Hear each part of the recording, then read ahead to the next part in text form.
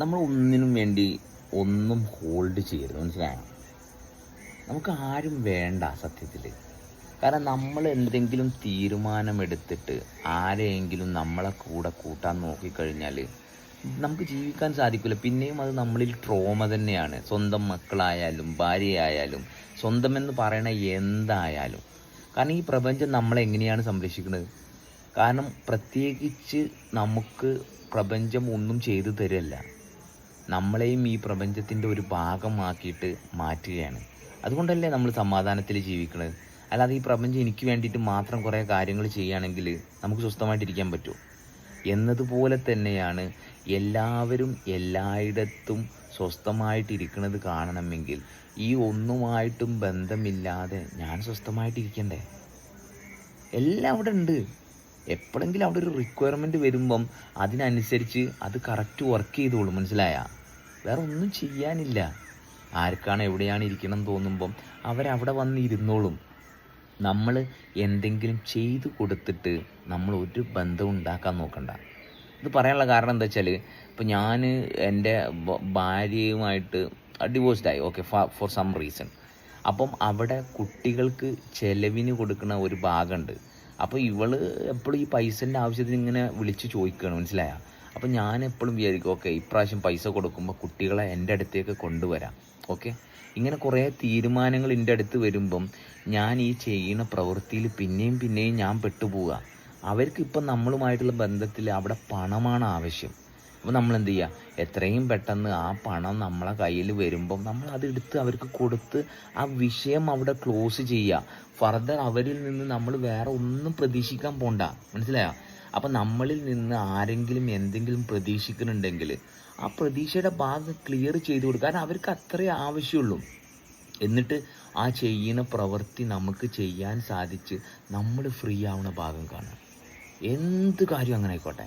അല്ലാതെ നമ്മൾ ഒരിക്കലും മറ്റുള്ളവർക്ക് നമ്മളെ കൊണ്ട് എന്തോ ആവശ്യമുണ്ട്, ആ ആവശ്യം വെച്ച് വില പേശാൻ നിൽക്കുമ്പം നമ്മളവിടെ അടിമപ്പെട്ടു പോവുകയാണ് ചെയ്യുന്നത്, മനസ്സിലായോ?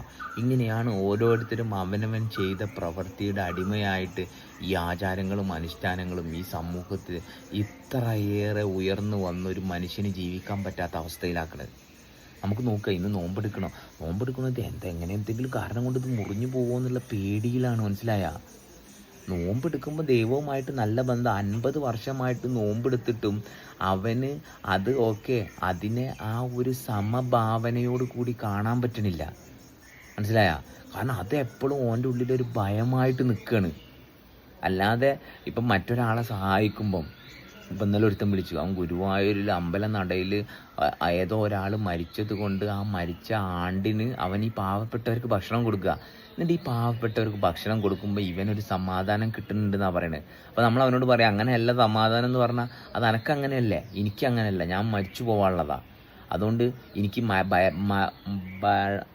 ഭയപ്പെടാതെ മരിക്കണമെങ്കിൽ എനിക്ക് ഇങ്ങനെയൊക്കെ ചെയ്തേ പറ്റുള്ളൂ, ഇതാണ് എൻ്റെ സമാധാനം എന്ന്.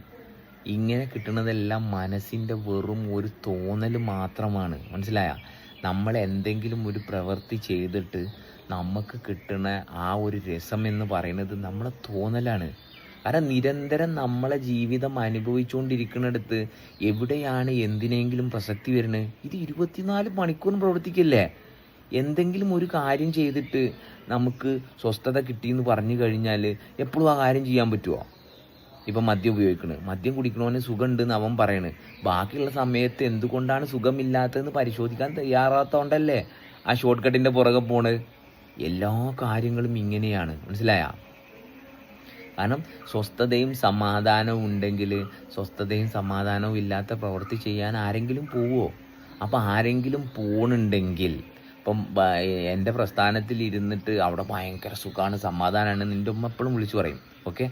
ഈ ഉമ്മ ഈ സമാധാനവും സ്വസ്ഥതയിലുമാണ് ഉമ്മ ഇരിക്കണതെങ്കിൽ, മക്കളെ പറ്റി പേടിക്കുന്നുണ്ടെങ്കിൽ, അല്ലെങ്കിൽ ഇപ്പം അടുത്തൊരാൾ ഇതിൽ നിന്ന് വിട്ടു പോകുന്നുള്ളൊരു തോന്നൽ വരുന്നുണ്ടെങ്കിൽ പിന്നെ അവർ നിൽക്കുന്നിടത്ത് അവർക്ക് കംഫർട്ടബിൾ ഇല്ലാത്തതുകൊണ്ടല്ലേ. അപ്പോൾ ഇതൊരിക്കലും നമുക്ക് പറഞ്ഞു കൊടുക്കാൻ പറ്റില്ല. ഇത് പറഞ്ഞു കൊടുക്കാൻ നിന്ന് കഴിഞ്ഞാൽ അവർ അപ്പം തന്നെ നമ്മളുമായിട്ടുള്ള ബന്ധം അവർ ഡിസ്കണക്റ്റ് ചെയ്യും. അതുകൊണ്ട് നമ്മൾ എന്താ ചെയ്യേണ്ടത്? അതുകൊണ്ട് നമ്മൾ ആരോടും ഒന്നും പറയേണ്ട കാര്യമില്ല. നമ്മളെ ജീവിതം നമ്മൾ ഭയങ്കര രസത്തിൽ ജീവിച്ചു കഴിഞ്ഞാൽ നമുക്ക് ഇടയ്ക്കിടയ്ക്ക് തട്ടി നോക്കാം, മനസ്സിലായി. പക്ഷെ ആ തട്ടി നോക്കുന്നതും നമ്മുടെ ബോഡിയിൽ നമ്മളറിയാതെ ഒരു അവിഹിത ബന്ധം കിടക്കുന്നതുകൊണ്ടാണ്.